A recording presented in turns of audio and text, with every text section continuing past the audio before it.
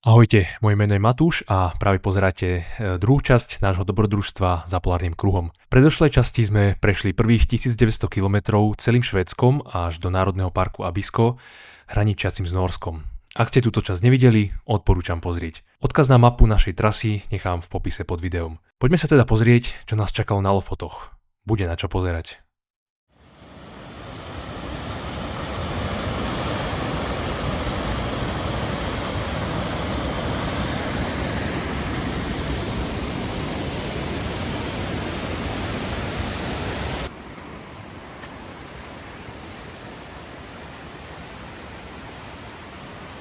Dobré ránko, alebo už pomaly dobrý obed z 5. dňa.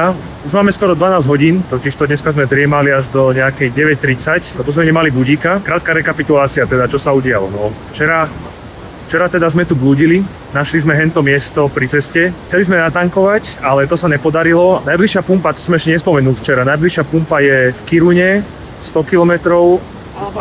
Alebo potom až v Norsku 90 km. My keďže sme mali menej ako štvrtinu nafty, tak to bolo dosť riskantné, tak sme to preto nechali v podstate tam. No a kvôli tomu sa nemohli dotankovať ani kúrenie, ktoré malo, akože hádal by som sa tak nejak štvrtinu a vravím si, že to je úplne v pohodičke. No. Okolo 2:00 ráno kúrenie prestalo kúriť. S výrobcom by som sa dohádal, že tam je kopa ešte nafty, ale prístroj odmietal spolupracovať. Našťastie noc nebola chladná, 11-12 stupňov bolo tak nejak. V noci aj ráno pršalo, aj napriek tomu, že nemalo, tak preto sme vlastne spali do 9:30. Nakoniec, priatelia, nakoniec tá pumpa fungovala, ale bolo treba stlačiť iné tlačidlo, bolo treba stlačiť tlačidlo pre tankovanie, pre nákladiaky, pre kamiony. A to nám povedala až obsluha pumpy, ktorú každý oslovil, lebo nikomu to nenapadlo, každému to tam pípalo. Takže nie sme blbými. Každú dutinu, čo sme potrebovali, sme natankovali naftou. Teraz ste mohli vidieť krásne zábery na vodopád. Pokračujeme pomaličky už smer Norsko. Dneska večer by sme mali spať v Norsku.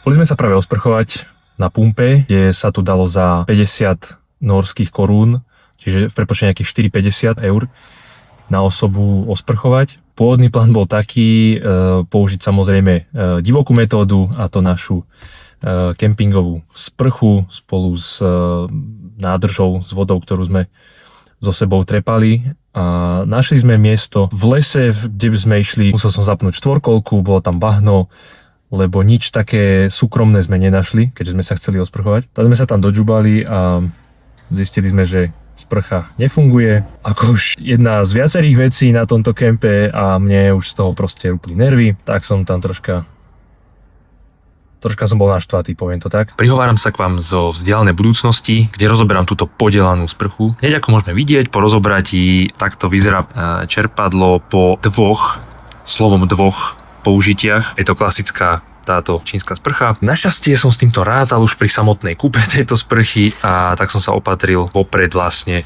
náhradným značkovým Made in Germany z nejakého českého e-shopu. Pevne dúfam, že po výmene už bude fungovať viac ako 2-krát. Našťastie sme našli krátko na toto miesto, je to hneď pri letisku Narvik. Máme pomaly 4:30, takže najvyšší čas obeda. Ideme nájsť nejaké miesto a spravíme si zase rybičku.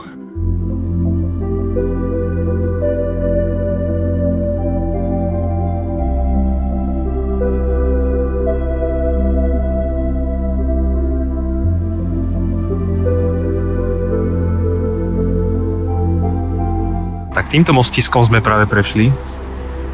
spájajúcim dve pevniny cez túto zátoku.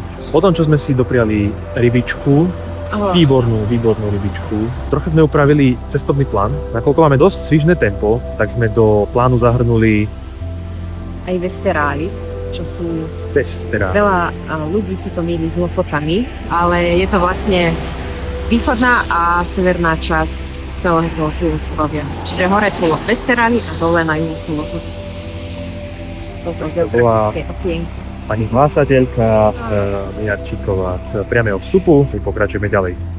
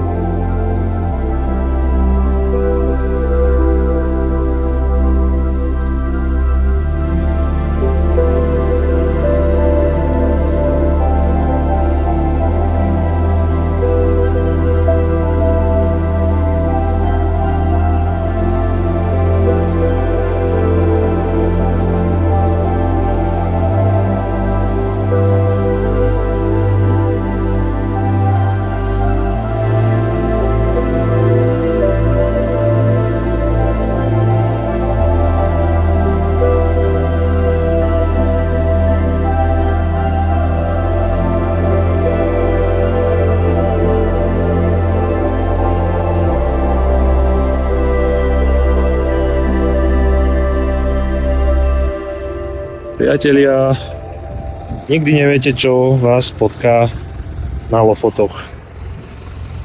Toto sa udialo v priebehu asi 10 metrov. Úplne, že strelila guma. Netuším, čo tomu je. Ideme to zistiť.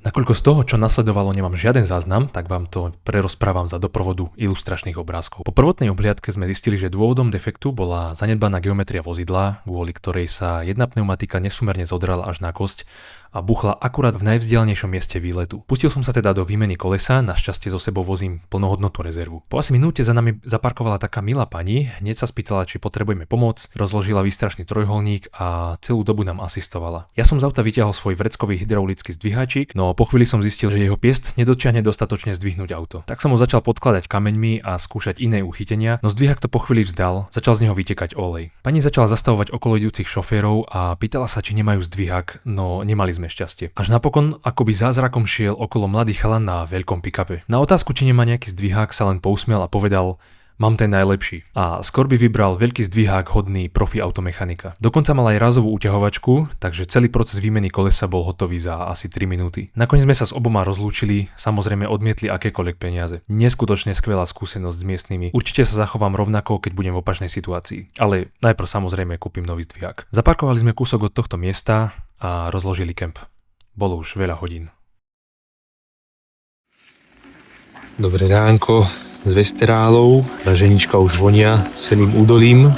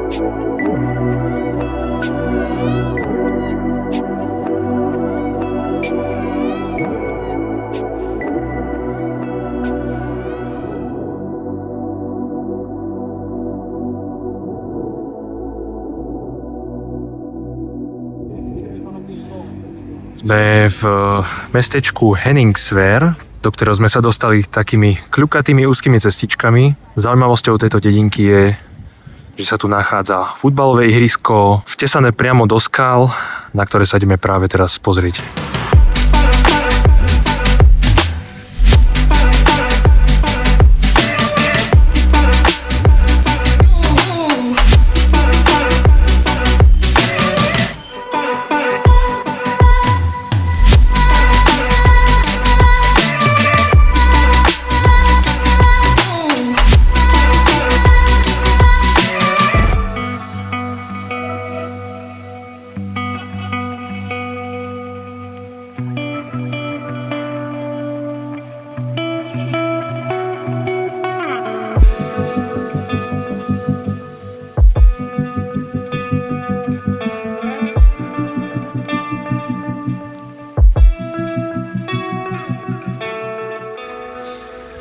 Takže nachádzame sa na pláži, ktorá by mala byť asi jednou z najkrajšou, ak nie aj najkrajšou plážou celého Nórska. Tak to nejako vyzerá. No a samozrejme ideme sa okúpkať. Že čo? Aké Thajsko? Aké Maldivy? Wow. No, keďže sa tu moc ľudí nekúpe, ideme zistiť, že čo je za tým. A ideme teda vyskúšať najprv vodu. Chápem, prečo sa to dá.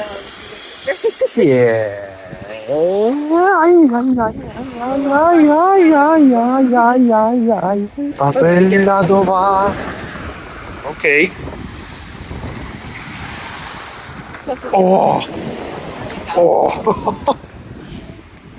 Tak to je moc, už chápeme. To je čistý ľad. To je že ľadová voda. Tam máme maximálne 8 stupňov.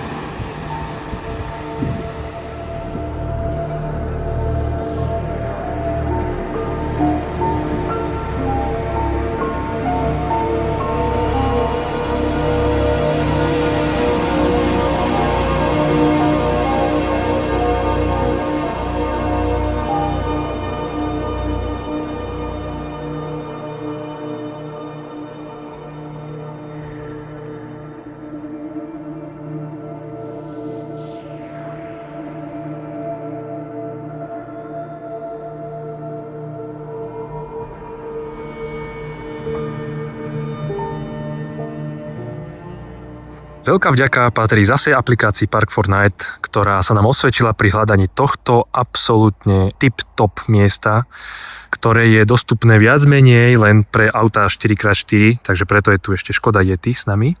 No ale pozrite sa na ten výhľad. Nebude tu, si myslím, že veľa karavanov. Je dosť skoro. Je fakt, že ani nie 7 hodín, alebo 7, možno akurát 7 hodín. Toto miesto bude dneska absolútne magické, hlavne pre pozorovanie toho polnočného slnca. No ale pozrite sa, to je... bože, to budú výhľady. Eňo, ňuňo.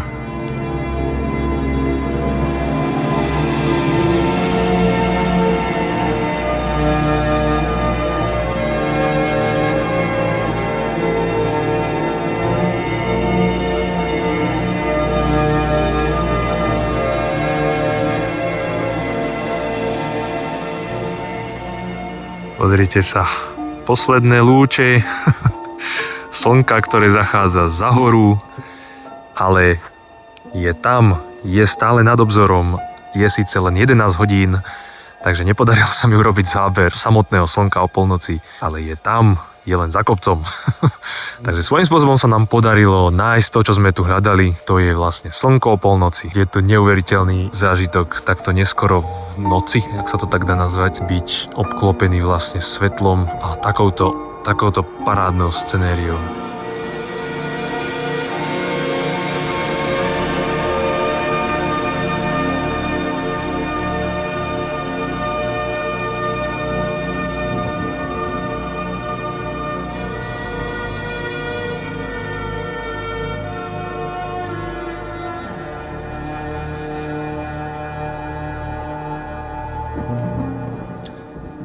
Takže máme 3 minúty po polnoci svetla stále ako za dňa.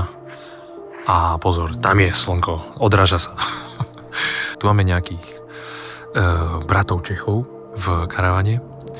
Tuto je nejaký ďalší. Ja som nakoniec nahodil aj kúrenie. Je takých príjemných 12 stupňov, v podstate už chladnejšie nebude. Keďže sme radi v teplúčku, tak pre istotu. Dobrú noc.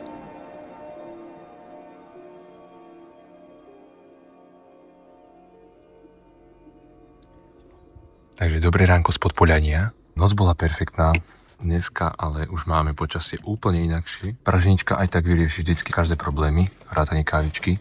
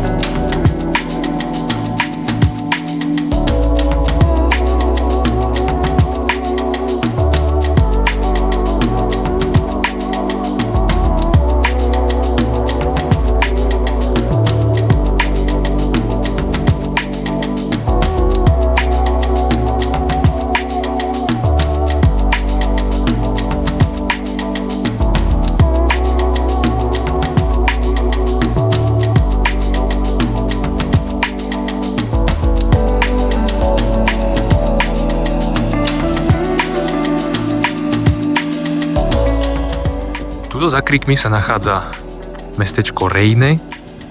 My sme zaparkovali tuto, nakoľko je to najbližšie neplatené parkovisko.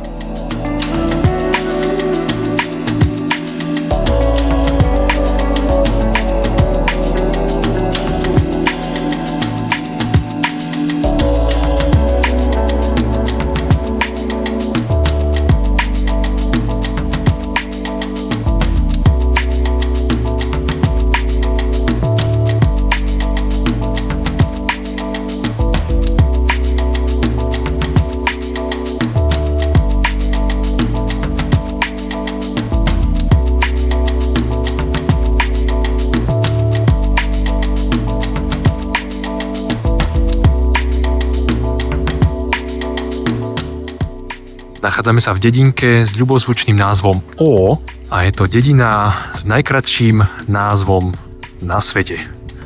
Nachádzame sa na úplnom konci Lofoten. Ďalej sa už ani nedá ísť. Za tunelom je už len otočka a dá sa už len vrátiť naspäť.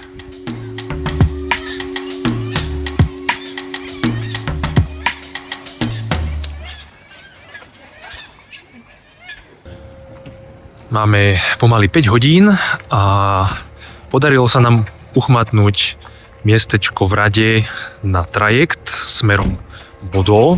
Toto sú 2 rady pre tých, ktorí nemajú zaplatené vopred. Tieto 4 rady sú pre, a taktiež ešte hentie celé, pre tých, ktorí majú vopred buknuté. Buknúť sa už vopred nedalo, nakoľko sa to už to bolo vybukované o 6, čiže za hodinku ide trajekt. Zatiaľ čakáme v rade na trajekt, prijali sme si z miestneho stánku 2 burrita a 1 hranolečky dohromady za 42 €. Tak dúfame, že to bude stať za to.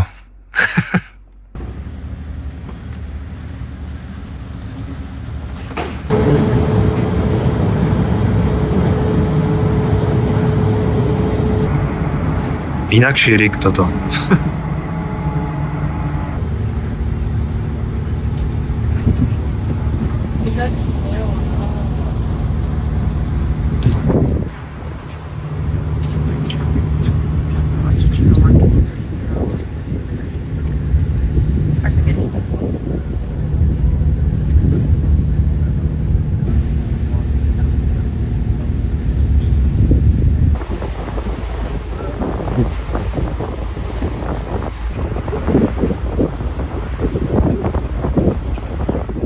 Zakempovali sme pri meste Loding, nedaleko prístavného mesta Bodo, kde sme vystúpili z trajektu po 4 hodinách jazdy. Toto miesto sme taktiež našli na Park4Night. Bolo označené ako miesto výhradne pre 4x4, čo je naozaj pravda. Cesta je tu dosť obťažná, ale o to lepšie, pretože sme tu úplne sami.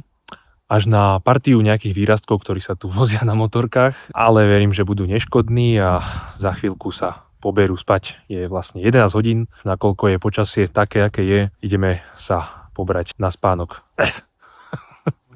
Mochy.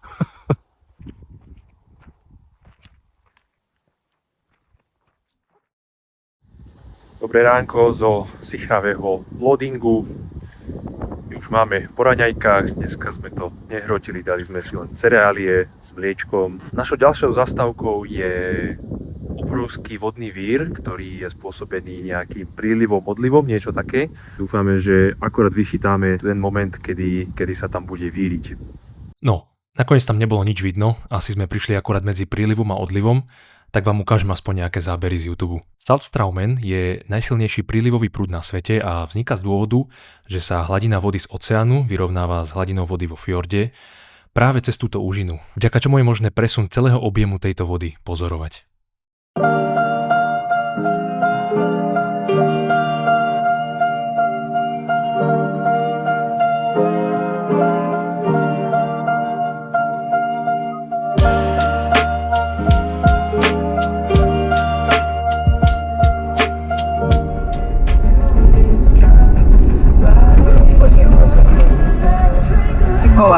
Ale toto ani neviem, že úplne.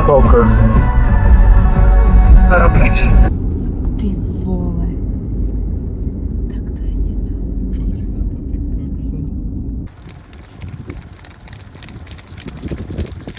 Jaké malinky.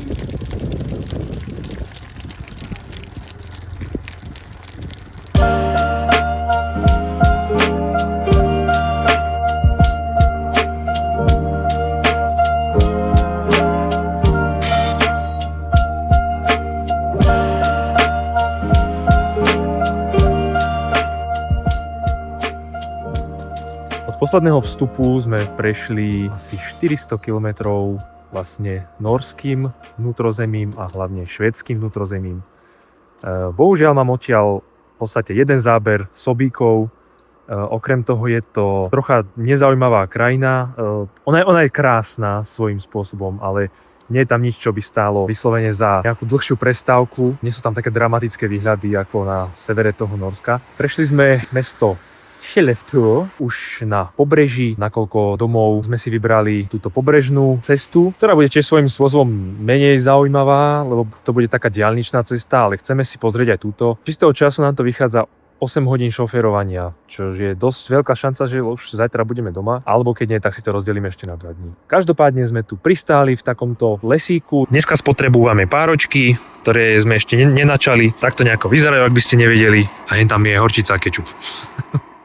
Hlásim sa vám z dnešného nášho kempu. Zapichli sme to takto medzi stromečky. Sme tu úplne nerušení. Miestečko sme našli na mapy.cz. Na Park4Night toho dneska tu v tomto okolí nebolo, ale po vlastnej osi sme to našli úplne perfektne, luxusne. Sme v blízkosti mesta Umeå. Dúfam, že to nerozsekávam to slovo. Môj odhad vraví, že to bude naša posledná noc na tomto výlete.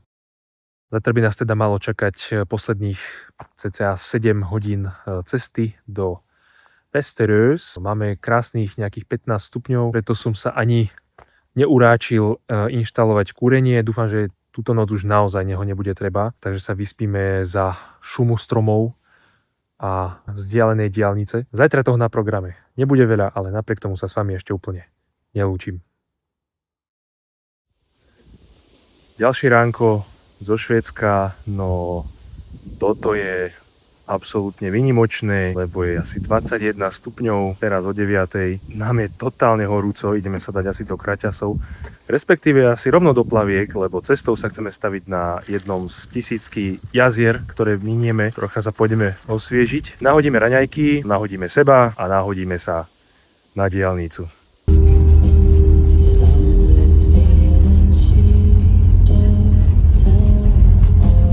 Sme na takejto parádnej pláži. Toto pred nami je už vlastne Baltické more. Zrejme to bude totálne ľadové, ale ideme to vyskúšať. No, zatiaľ ešte nedrkoceme zubami, ale to bude asi tým, že sme člen po členky. Dáme tomu ešte pár metrov. Pozrite sa, aké rozprávkové miesto sme našli. Úplne pokojné. A dokonca toto všetko, čo tu je tu zadarmo. Posedenie s grillom. Momentálne tu teda sušíme veci, už sme sa boli okúpať. Voda je, povedal by som, akurát. Sú tu nejaké hračky, odpadkový kôš a dokonca aj drevo, ktoré sa dá všetko zadarmo použiť. No a my teraz tu používame teda tento plácek na obetík a taký oddych. Robíme zase cestovinky a je tu aj takýto milý odkaz od dedinčanov, že všetko sa vlastne môže tuto použiť, akurát sa musí po sebe upratať, ale máme si užiť túto oblasť, takže ďakujeme dedinčania, naozaj je to tu nádherné.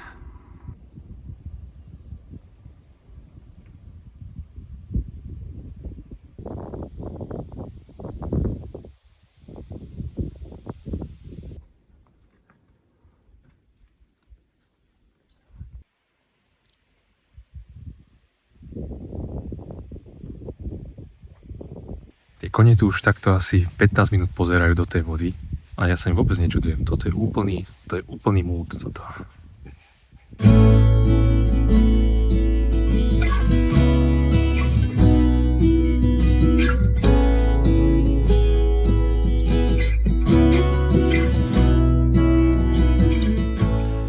Je 8:30 večer a my sme sa dostali nejakých 300 km od domu, na čo sme usúdili, že by možno bolo fajn teda prespať ešte predsa len.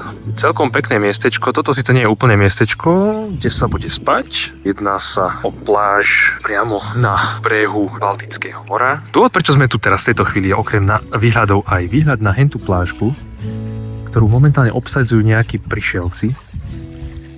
A robíme si na ňu záľusk, lebo by sa na ňu malo dať dostať autom.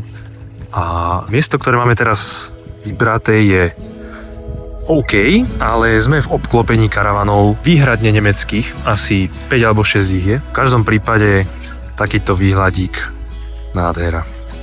Tak tu je naše spomínané miestečko na teras, tam sú všetci okolo tohto otoča, všetci Nemci sú lokalizovaní tam. Malinko našikmo, ale je to viac menej v prospech spacieho uhla. No a ideme spraviť nejaký prefabrikát zemiakovej polievočky a budeme číhať naďalej. Pozrite sa na to. Nakoniec stačilo počkať nejakých 30 minút. Prišielci zdúchli. No a my máme takýto krásny plácek teraz úplne sami pre seba s takýmto výhľadom. No ja som teda maximálne spokojný, že sme sa rozhodli ešte poslednú noc stráviť takto na divoko.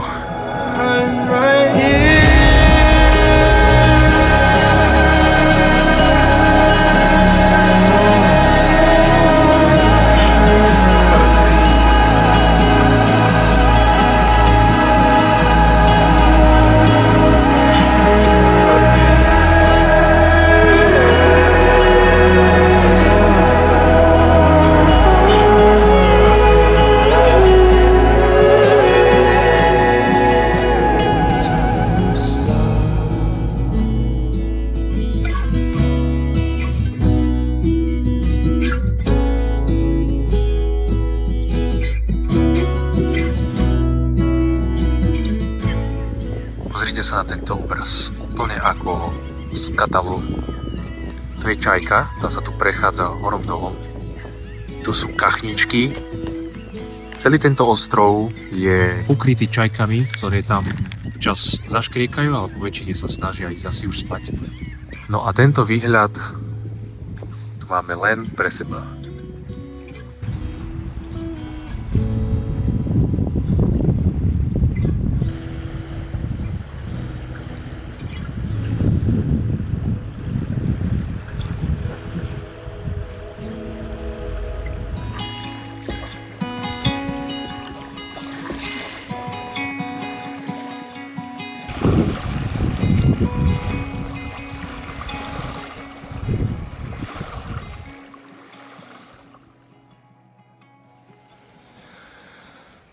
teda dobré ráno. Vstali sme o takmer 3 hodiny skôr ako obvykle. Má sa tu prihnať dažď a radi by sme stihli praženičku a poskladať stan, pokiaľ je suchý. Tak nakoniec sme sa rozhodli doraziť páričky, pri ktorých sa zohrievame.